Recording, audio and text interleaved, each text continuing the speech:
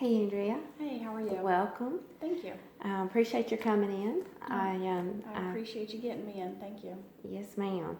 I was so glad that I was able to get in touch with you earlier when you had called and made an appointment. Did you have any problems finding us? No, ma'am. And did you have any problems when you came in and getting checked in or everything? No, everything was fine. Well, I've got your paperwork. Okay. And I see that everything's filled out. As far as everything I see, I don't see any problems or any situations where I need to ask you to fill this in or that in or whatever. So it looks like everything is complete. I did want to talk to you about a few things, just kind of a housekeeping kind of thing. Okay. And so the first thing, so let's get started with that. The first thing is going to be confidentiality. So with confidentiality with counseling, it's a little bit different than I see that you're a hygienist. Yes, ma'am. And so I know you understand about being having confidentiality, how important it is with patients and everything. But in counseling, there are situations where if you were to say certain things or behave in a certain way, then I would be bound to maybe break that confidentiality. Okay. Of course, I would let you know prior to doing so because it would be in your benefit or in the best interest of both of us. Anyway, I was going to go ahead and talk to you about those couple of circumstances. One of those circumstances is if you were to share with me a circumstance where maybe you wanted to harm somebody. It could be like an older person or a child or somebody. If you were talking about harming somebody, then that would be a circumstance where, confidentiality, the rules of confidentiality would not apply. Does that sound okay? And then another circumstance is a little bit more serious, and that is pertaining to suicide. Okay. So if you were to ever indicate that you were going to harm yourself, or you had shared that you had, then that may be a circumstance where we might want to get somebody else involved. Now, of course, like I said before, I would definitely want to talk to you about that and share that information with you. I wouldn't do that without your knowledge. Okay? And then, so moving forward, that's one of the biggies that I wanted to go over. And then another thing is that about the information that who knows your information? Well, of course I know your information, and then the office knows your information, but I'm a student. I'm doing my master's degree. So I'm bound to be supervised. So my professor may be privy to your information, and then a supervisor. And then, so in the event that, after sharing your information and talking about the case, my professor or supervisor may want to sit in. They would do so in a manner that would not be, invasive or interrupting or anything like that. But I do need to make you aware that because I am still learning, that I may have a supervisor in the session. And I would need your consent to do that and everything. One of the other things is that, our sessions are going to be an hour each time. So, if you get here at 1, we'll be finished at 2. And so, we have a lot to talk about, and sometimes you can get so caught up in talking that time gets away from you, So I just wanted you to know that, we do have that time frame. Okay. And then I do see that you were referred by your general practitioner. Yes. She had noted that, after talking to you at your last visit, that there were some things that you had shared with her that made her feel like, that it might be a good idea for you to come and see somebody to talk to. Right. Okay. And so, in just a few minutes, I will, we want to get started with that, and I will want you to, share with me some of that information so that we can, determine what would be a good plan of action. Okay. So moving forward, we would be able to maybe set some goals, or maybe some things you could do at home or whatever that will help you relieve some of the issues that are causing you to have some anxiety or whatever it is that you're experiencing. Okay. Sounds good. Okay. So with that said, is there any other questions about coming? Just what I've talked about and everything prior to our getting started that you may have? Well, you had mentioned who would be privy to the information.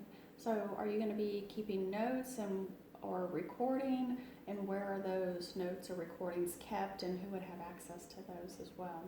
So yes, I do have my pen over here. I'm gonna pick that up. But yes, I will be taking some notes, because some of the things I'll try to remember, but of course we all know that you can't remember everything. So I will be, I will jot a couple of things down. Now, my notes are just for me.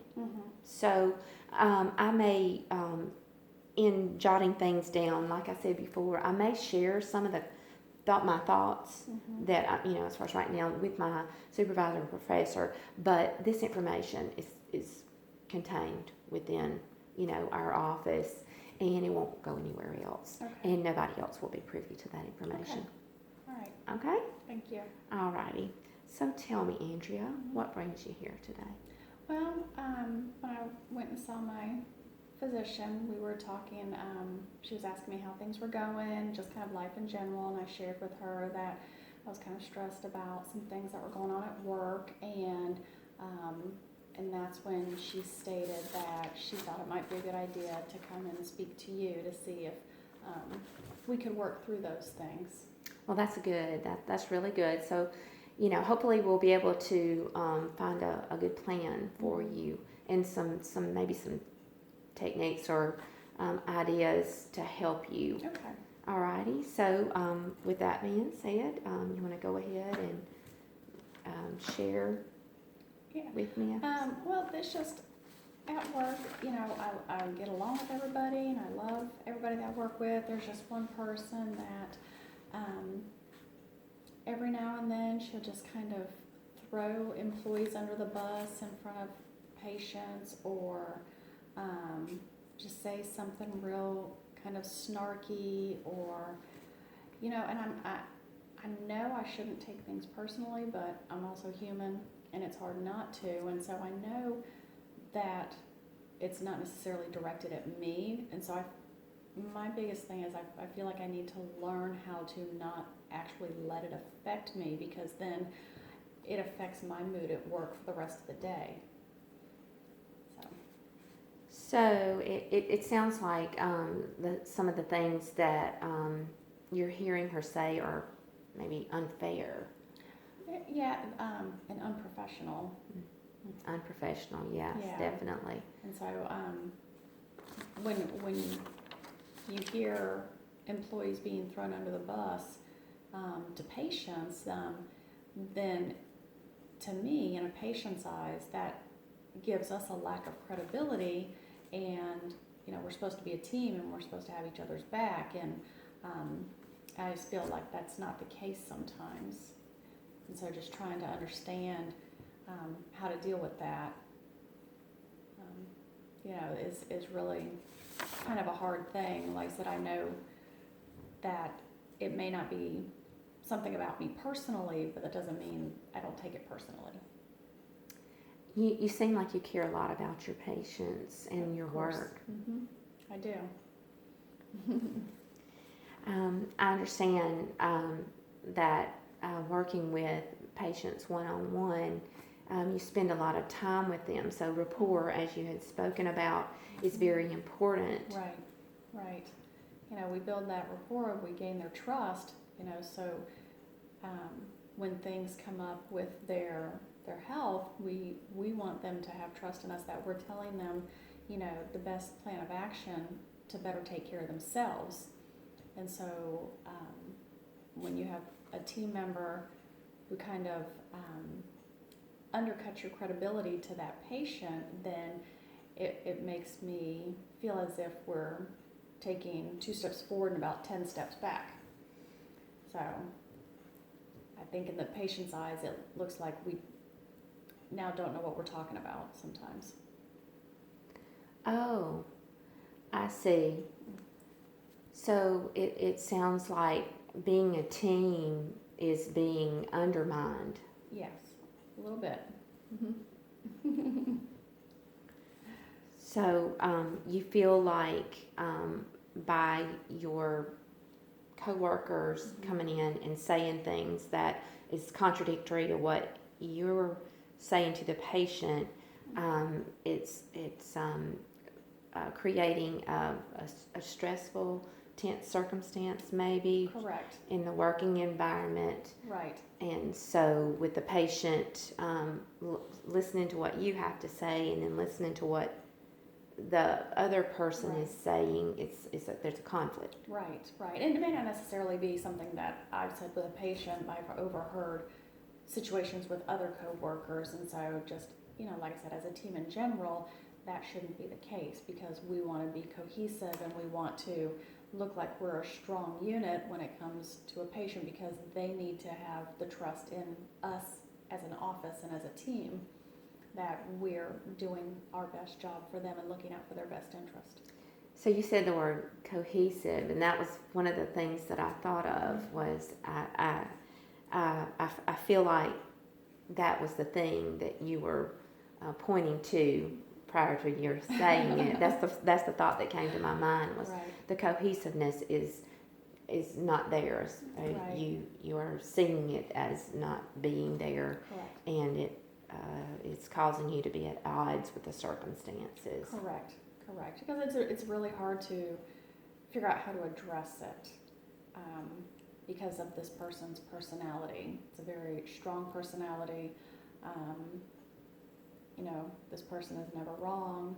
The doctor will not step in and intervene, and for lack of better words, put her in her place when she is wrong. So you just kind of learn at this point to say nothing and just kind of deal with it. So it's hard to stand up for yourself, because it's going to be a constant battle of who's right. Yeah. So almost like you don't have a voice. Right. So one of the things that I would like to do is to, after hearing what you're saying about the office being a situation where almost I thought of hostile. Mm-hmm. Most days they're fine, but on occasion when something like this happens, it does become kind of a hostile.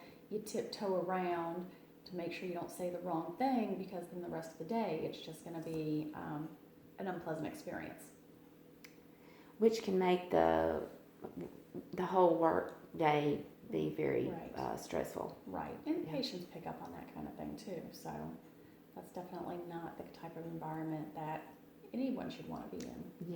Yeah, I see that. So one of the things, like I said, as going back, one of the things I'd like to do is, working on goals and things that maybe we could do to maybe to help to, we necessarily can't change how others act, but maybe we can always look at how we can help to respond differently, or maybe do things a little bit differently for ourselves. It'd be great if we could change other people, wouldn't it? It would be wonderful if everybody just acted the way we wanted them to. That's exactly, right. So if there was one thing that you would like to work on, and it's not necessarily meaning during the time that we're seeing each other, that there's only one thing. Right. But if, Right. to begin with, if there was one thing that you would like to focus on. I think the one thing that I would really like to work on is honestly and truly not learning how to not take things personally. Well, that is a great goal. That is a really great It's a goal. tough one. Yeah, it definitely is, and I think we all probably struggle with that a little bit. I mean, I know for me, you know, you want to be a people pleaser. You want to be, you know, whatever it is that you want to be. You want to do everything just right, and maybe put a little bit of, maybe too much expectation on yourself. A little bit. Yeah, Yeah. I do. Yeah. And then I put expectations in others because if I would go out of my way to do something, why would somebody else not do that? Yeah. It's hard to not to separate the two. Right. Because we often, I think we often want other people to have the same values. Right. Yeah. So, working on learning how not to take things personally or issues with this particular situation Right. so personally. Right. Okay. Well, I think we can work on that. Okay. And I'll just make a couple of notes here.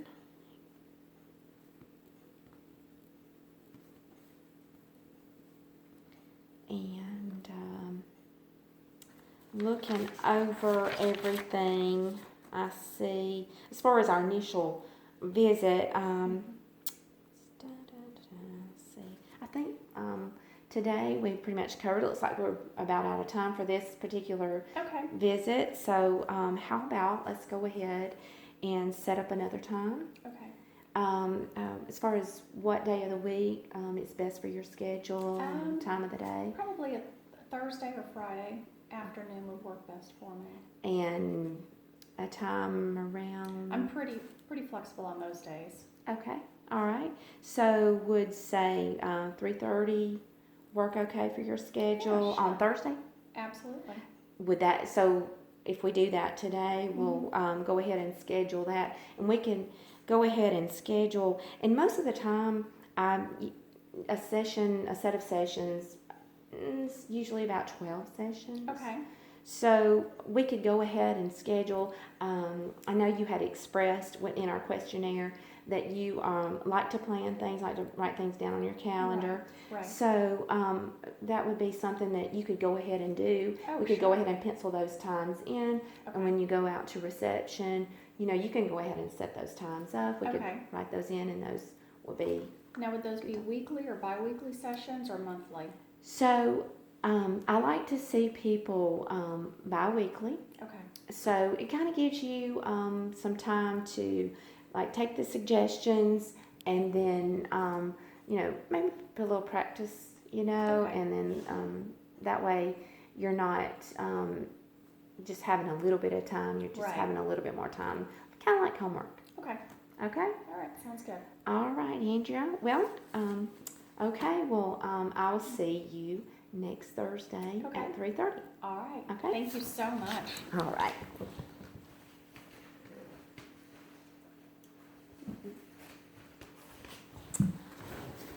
Well, hello, Andrea. Hey, how are you? I'm doing good today. How are you doing? Oh, I'm doing great. Thank you so much. Well, it's been a couple of weeks since I've seen you. How are you doing? Oh, I'm doing well. So, I know we talked about goal setting, and we talked about some issues about addressing a particular issue that we're having about at the office, and you were wanting to focus on an issue, particularly an issue about taking things personally because of one particular person, the way they respond to others in the office and yourself, and it kind of looks like it maybe undermines the integrity of the cohesiveness of the office, and so you wanted to talk about that, and maybe today we could elaborate on that a little bit more. Okay. Maybe talk about circumstances a little bit more in detail, and then think about maybe some techniques on what we can do Okay. in goal setting. Sounds good. Okay. Alrighty. So as far as if you wanted to go ahead and get started, maybe one particular circumstance or something specific. Okay, so the girl that works across the hall from me, she had a new patient. She had a initial exam, went over treatment that was needed. So the young lady that works across the hall printed her treatment plan, presented it to her, stating what her out-of-pocket was going to be. The patient was okay. So the young lady walked the patient up to the front desk and to check her out, and the coworker that we had been discussing says, "Well, I don't know why she told you that. You have insurance. Why? I don't know why she would tell you that. You don't have to pay this because you have insurance." I just don't know where she got it from. So, so obviously my first thought was, wow. Yeah. And secondly, to that patient now, this employee has just taken the first employee and made her look like a complete idiot in the patient's eyes, and that was the patient's first visit to our office. So that kind of, and the girl that works across the hall from me, she heard it, I heard it, whoever the other people that were up front heard it, so it was not something that was said just kind of, quietly, but it just kind of blurted out, like, in essence, like, how stupid could she be? So I can see, I see where you can feel like we said in our initial visit, how that would be undermining your integrity. So Right. because the patient's listening to you, Right. and they go up front and hear something totally different, Right. which may be a little embarrassing. Mm-hmm. Yeah, absolutely. Not just for the girl that works across the hall from me, but for the entire office. I mean, that just makes us look bad. If I were a patient in an office for the first time, that's definitely not the interaction that I would want to have. Right, so because first impressions are everything. Right. I mean, that's what you hear, right? Right. Yeah. Right. So when a patient comes in the first time, you want them to have a good experience. Right. And you want not just to appear, but you want them to know that you are a professional. Right. And that what you have to say is valid and reliable. Right. So, so that was kind of an incident that happened, and so you can't really go back and fix that with a patient once it's already been put out there. So, there's no telling what that patient's thoughts were about us as an office, the young lady that she had interaction with for the appointment, the lady at the front that she had interaction with. So you have no idea what's going on in this patient's head, or if they're going to tell their friends that you're not going to believe what happened when I went for this first appointment. So, for me, it's not just the integrity of the office, but it's the reputation of the office that's being put out into the community. It's not just me personally, it's not just the other employee, but it's, we represent that office. And Like it's the face of the practice. Right. Yeah. So tell me a little bit about what happened afterward. Well, really, that was kind of it. There was, because of this person's personality, nobody will say anything to her because she will fight you to the finish that she is right and you're wrong. So we've all learned it's pointless to kind of even address it. And like I said, the doctor will not intervene. He will not say anything to her. So we all just kind of have to let it go. So are there times when have you spoken with other people in the office about the circumstance? Well, I hear you say that you I don't know if it's an understood that I'm hearing you say, or if it's something that where you guys maybe have had a meeting together, powwow together, or maybe there's been conversation. Is that something that has happened? This particular incident, the girl that it happened to, she did come to me and she said, "Don't say anything." Oh. Because it then in turn would, in her words, she will make my life hell. So that's why we just, like I said, and majority of the days, everything is fine. There's no issue, but when a situation like that arises, you know, there's obviously a way more professional way to handle that, and it's not happening. Right, exactly, yeah.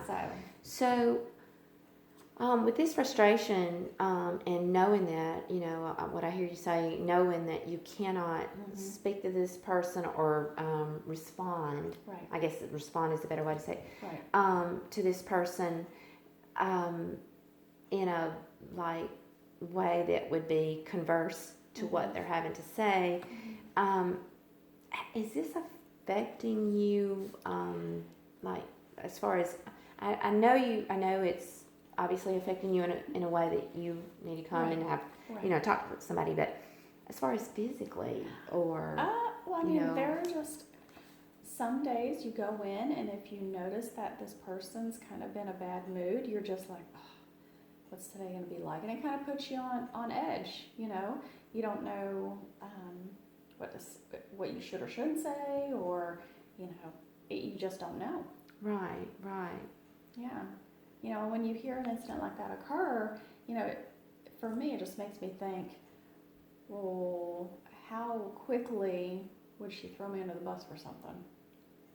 Even if I was right all day long and she was 100% incorrect, you know, she would, I think, take the opportunity if it were going to make her look better, or if she thought it was going to make her look better in someone's eyes. I feel like she would do that sometimes. And that in itself would create symptoms.